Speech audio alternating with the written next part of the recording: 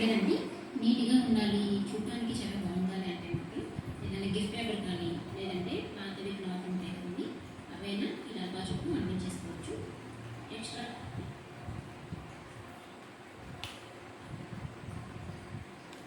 అయినా యూజ్ చేయొచ్చు, లేదంటే మనం బెడ్రూమ్లో కానీ హాల్లో కానీ మనకు నచ్చిన దగ్గర యూజ్ చేయొచ్చు. రిమోట్స్ పెట్టుకోవడానికి వాటర్లాగా బాగుంటుంది.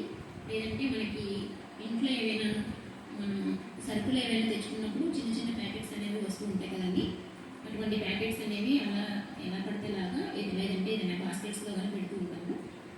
అటువంటి డబ్బా అనేది చాలా బాగా యూజ్ అవుతుంది. పెట్టినవన్నీ కూడా చాలా నీట్గా ఉంటాయి, చూడడానికి కూడా బాగుంటుంది.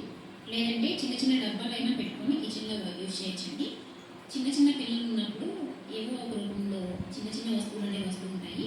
అవి ఎక్కడ పడితే అక్కడ చిన్న చిన్నగా పడేయకుండా ఇటువంటి డబ్బాలో పెట్టుకొని యూజ్ చేసినట్లయితే చూడటానికి చాలా నీట్గా అందంగా ఉంటుందండి.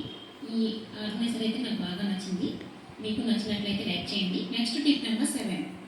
మనం ఇంట్లో స్టిక్కర్ ప్యాకెట్స్ యూజ్ చేస్తాం కదండి, చిన్న చిన్న ప్యాకెట్స్ ఉంటాయి కదా, కొంచెం మందంగా ఉంటాయి. ఆ ప్యాకెట్ లోపల నుంచి స్టిక్కర్స్ని రిమూవ్ చేసుకుంటున్నాను. ఈ స్టిక్కర్కి ఉన్న కవర్ అనేది మరొక స్టిక్కర్ ప్యాకెట్లో పెట్టుకొని పిన్ చేస్తున్నాను.